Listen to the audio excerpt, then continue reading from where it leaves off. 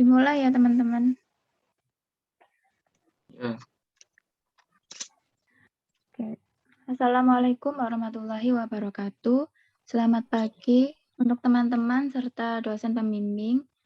Pada kesempatan ini kami dari kelompok 3 ingin mempresentasikan dan menjelaskan tentang teori pemisahan kekuasaan menurut John Locke. Slide selanjutnya.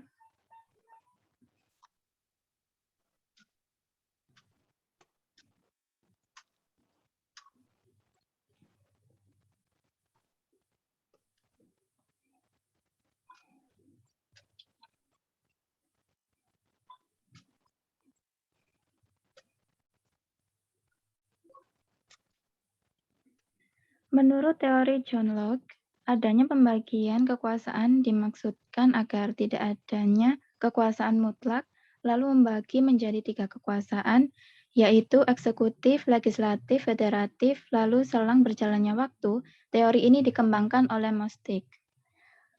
Montesquieu berkata bahwa kekuasaan ini harus terpisah satu sama lain, baik mengenai tugas maupun mengenai alat perlengkapan lembaga yang menyelenggarakannya. Konsep ini lebih dikenal dengan ajaran trias politika.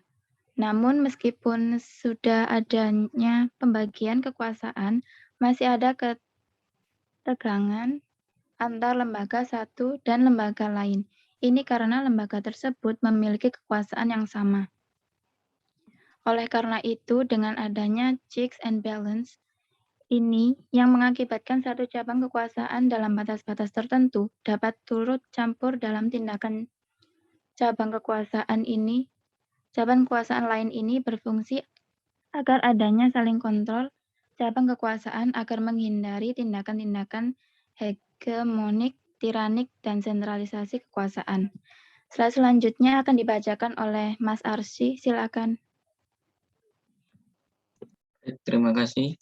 Selanjutnya, filsuf Inggris John Locke mengemukakan konsep ini dalam bukunya yang berjudul Two Treatises on Civil Government pada tahun 1690, yang ditulisnya sebagai kritik atas kekuasaan absolut raja-raja Stuart, serta untuk membenarkan revolusi gemilang tahun 1688, The Glorious Revolution of 1988, yang telah dimenangkan oleh Parlemen Inggris. Menurut Locke, kekuasaan dibagi dalam 3 kekuasaan legislatif, kekuasaan eksekutif, dan kekuasaan federatif yang masing-masing terpisah satu sama lain. A. Kekuasaan legislatif ialah kekuasaan membuat peraturan perundang-undangan. Lalu B. Kekuasaan eksekutif adalah kekuasaan untuk melaksanakan undang-undang dan di dalamnya termasuk mengadili. Locke memandang mengadili itu sebagai it-varying, yaitu termasuk pelaksanaan undang-undang. Lalu C. Kekuasaan federatif adalah kekuasaan yang meliputi segala tindakan untuk menjaga keamanan negara dalam hubungan dengan negara lain, seperti membuat aliansi dan sebagainya. Selanjutnya akan dibacakan oleh Mbak Zahra. Baik, terima kasih. Kekuasaan legislatif ialah, bagi Locke, kekuasaan legislatif merupakan kekuasaan tertinggi. Kekuasaan legislatif tidak bersifat sekehendak hati, melainkan kekuasaan bersama semua anggota masyarakat. Kekuasaan tersebut kemudian diberikan kepada orang atau majelis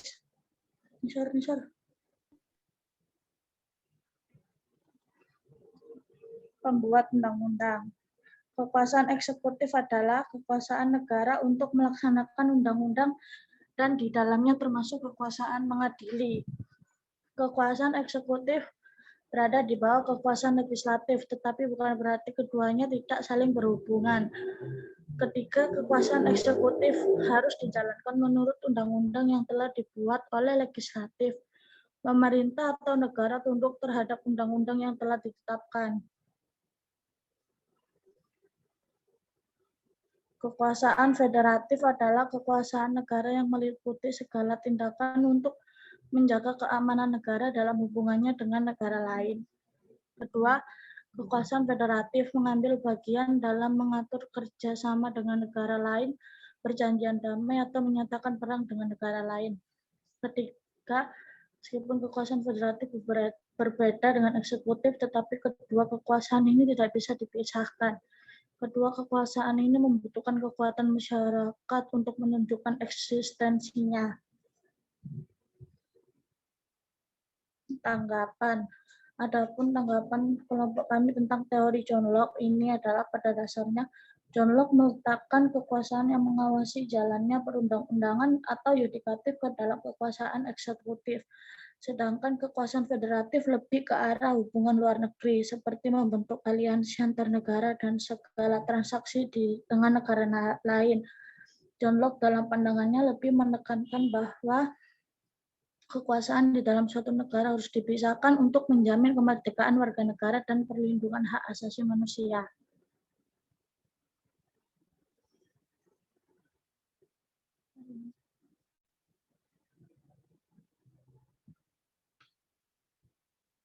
Sekian dari kelompok kami, terima kasih.